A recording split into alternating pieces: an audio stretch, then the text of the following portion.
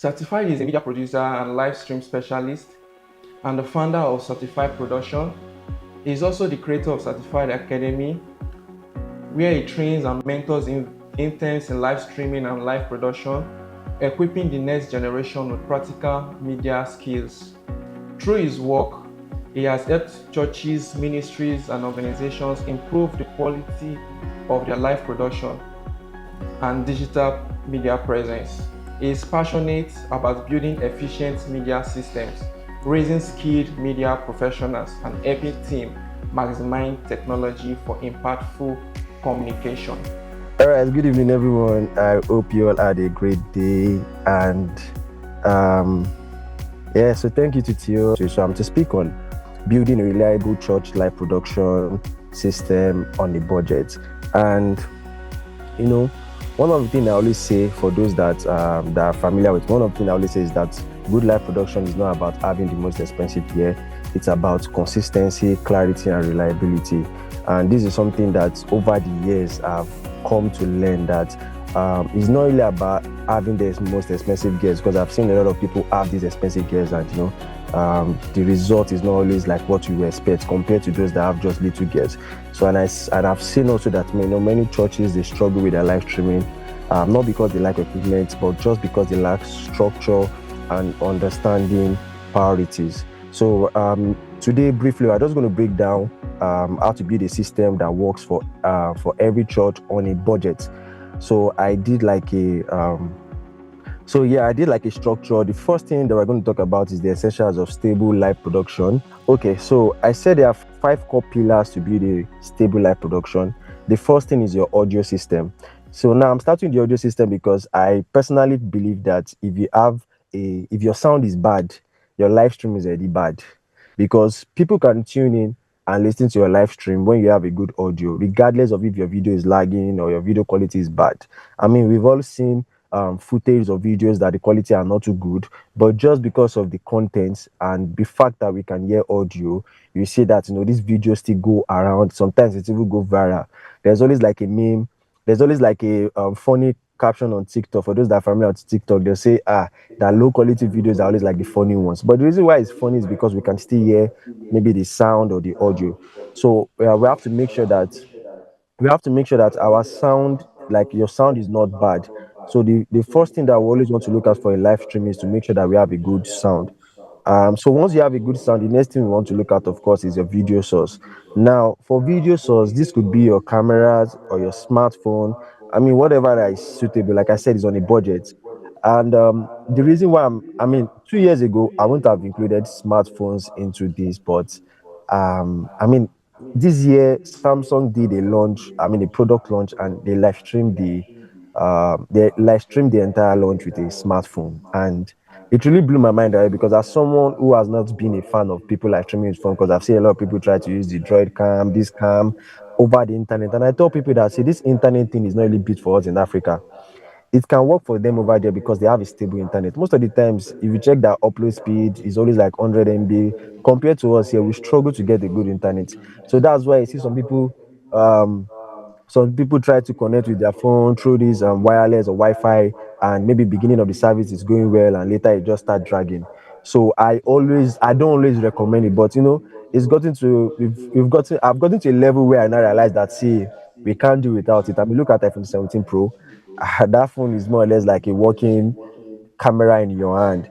So and we have to utilize it, because at the end of the day, it's still a camera. So right now, I mean, thank God for growth, because right now I can now publicly say that yes, you can use your phone to live stream. But if you're going to use your phone to live stream, I mean, what is worth doing is worth doing well. If you're going to use your phone to live stream, there are some things that you might need to take into consideration. That's Black Magic app. Make sure you have a clean HDMI output. I would always recommend using the HDMI feed from your phone directly, or using the NDI HX to send signal to maybe your mixer or to your OBS directly, instead of using all those Droid cam and all that. One of them is free, the other one is paid. I'm currently working on a video that I hope that will be ready by next week, so I can post, because I've seen a lot of people. I did a live yesterday on TikTok. Was it yesterday or 2 days ago? I can't remember. But I did a live stream for like an hour, and it was my phone all through, and there was no lag. There was nothing, it was not buffering, just, and I connected it with my HDMI. So I plan on doing a video for churches that can't afford to get cameras, because we're talking about live stream on the budget and having it stable. So I'm going to try and finish up the video so I can share, and people can be of course people can be aware of that. So the next thing I'm going to talk about is the switching system, a video switcher or a software that helps you to manage your now this is when you're working with multiple inputs. So if you have more than one camera, two cameras, then you need to get a video switcher or a software that can OBS can do this, vmix can do this. But the reason why I always recommend a physical um video switcher is because it takes the stress off your laptop. See, I'm going to get to the level where I no longer need to do anything on my laptop. I made a video yesterday where I said currently with the mixer I have, that's the OC Go Stream Duet 8 ISO, I can now live stream on that mixer, I can record on that mixer, and at the same time I can mix. I can do my in fact I can do my overlay and everything. And when you have a mixer like this, just utilize it.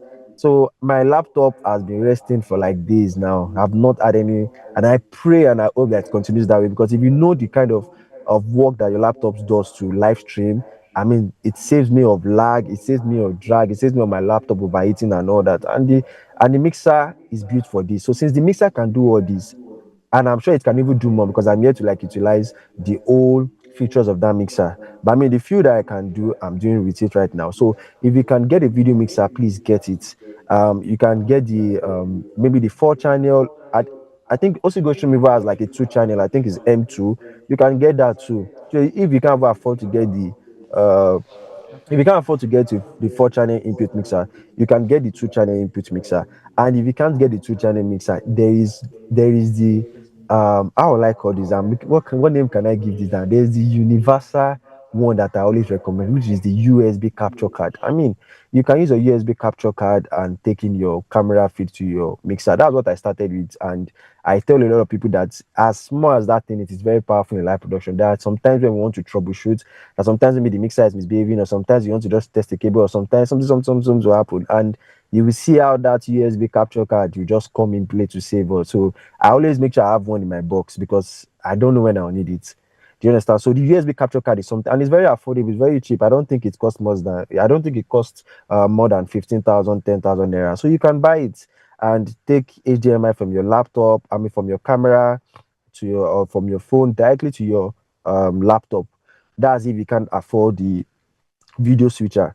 And of course, for software, I always recommend to use OBS, um, because of course it's free. You can use it, but and it allows me to. So when it comes to live stream, it allows me to customize or edit my bitrate while I'm live. So for example, if I start this live stream now, and Nigerian network can be so funny, and you might start with like maybe a high bitrate, and maybe 2 hours into the event your network drop. I can always like edit my bitrate and change it, maybe reduce it or increase it. So it gives me that liberty, and that's all I want when it comes to live stream. If you want to do your live production, maybe your graphics overlay, yes, you can use your vmix. I know there are a lot of people that love using vmix. You can use your vmix for that, but I always recommend that you can always send your final feed to OBS to go live. But then again, it's personal preference. No, I'm not, everybody has their way of doing their things, but that's what worked for me. So if you feel like vmix is what works for you, no problem. Yeah, so stream encoding, this one is just basically like converting your video into a format that the platform likes, maybe YouTube, Facebook, and TikTok, and the rest like that. So you can always do that on your softwares or your video mixer, like I've mentioned earlier. Then the last core pillar is going to be your internet connection. See, I tell people that no matter how beautiful your production is, no matter how expensive your camera is, no matter how expensive your video mixer is, no matter how expensive your laptop or whatever gadget you are using is, if you don't have a good connection, then you as well just pouring water into a basket, because people watching online would not know that, oh, these people are using 4K cameras to live stream. People watching online will know. There was a major live stream that happened sometimes back, and this was a major live stream that happened in Lagos, and thousands of people were tuned in, and it was just going left and going right and going left and going right. And this is something that I felt like, oh, if the network was good, at least we could have just enjoyed maybe the audio. Another one happened in was it OAU, where they tried streaming 4K, and Okay, so I mean, since I've mentioned that, I think you see this whole idea of streaming 4K, streaming 1080p. I just feel like is I don't want to put a cap on it that it is just our it's just I don't want to use the word like inferior what's it is it inferiority complex where you have to feel like, oh, you must stream 4K to show that you are good. No, to show that you are good means that your live stream must go smooth from beginning to the end. Nobody wants to watch a 4K live stream where it is choppy. Nobody wants to watch a 1080p live stream where it is choppy. If it's 720p, that's I mean there are recommended bit rates on from YouTube. For those that don't know, you can go to YouTube and check for recommended bit rates. 720p is 15 to 25, 1080p is 35 to 45 or 5000. 4K is like I think 30 MB or 20 MB upper. So if you know you don't have that bit rate, that enough upload speed, I mean, you can just go down. And see, the funny thing about this thing is that people that watches our live stream, I mean, sometimes have you asked yourself that somewhere like Nigeria, how many people watches live stream and put it on 4K? Even how many people watches live stream and put it on 1080p? The max that people watch live stream on is like maybe 720p. It's only on maybe like on rare occasions or few occasions that I see people watch their live stream on 1080p. Even those that are watching, they don't have good network. Even those that are watching the live stream might not have good network. So your 4K at the end of the day might not just it might just fall. My God. So anyway, like jokes about, I'm only saying it that see, when you are live streaming, your priority should be your stream. That should be your priority. Your priority should not be 4K. I mean, if you can do it, fine.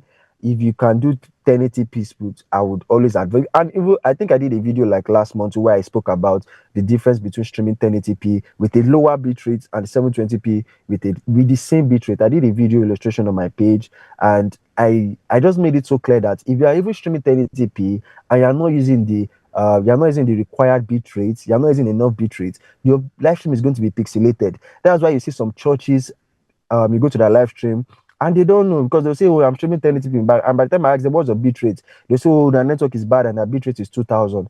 I was like, 2000 is not enough to stream 1080p. So why not just stream 720p?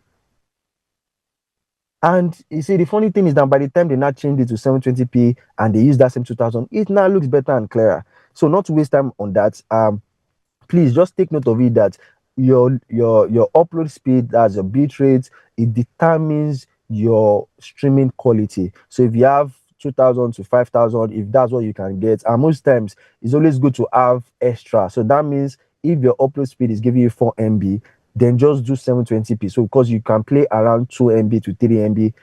So Nigerian network can be so funny and it can come and go, but at least you should rest assured that whatever happens, your 720p is going to be smooth. And if it's um 10 MB to 15 MB upward, you can do your 1080p. Okay, so let me just talk about the beginners and structured system approach and around it up here. So the beginners set up most times one camera, and this one camera goes straight to maybe your audio mixer or to the camera itself, and then to the streaming device, and you go live. And I tell people that I think the first time I started watching Pastor Femi Lazarus his live stream and all that, he started with one camera, and because of that one camera, we we saw a lot of cutouts.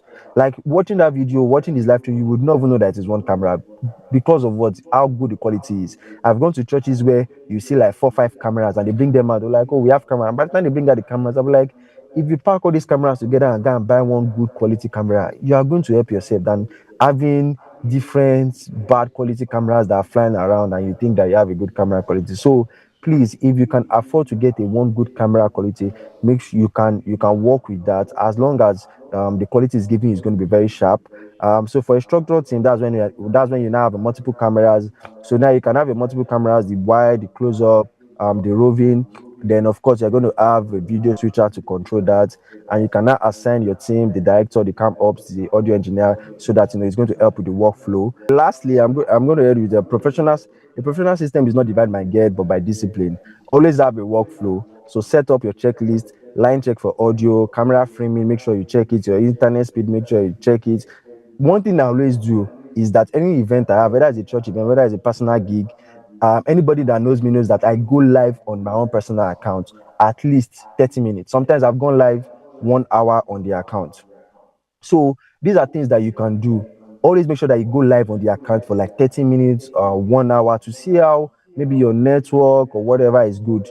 Go live and just private it and just monitor it so that when it's time to now properly like start the event and go live, you don't have to start running up and down and checking for what is not missing. So excellence in live production comes with repeatable system and not what random effort. So your goal is not to look big. Your goal is to look dependable, because in live production, reliability is what build trust. And I'm going to end on that note. Thank you so much. I hope you guys were able to get one or two things. So thank you so much.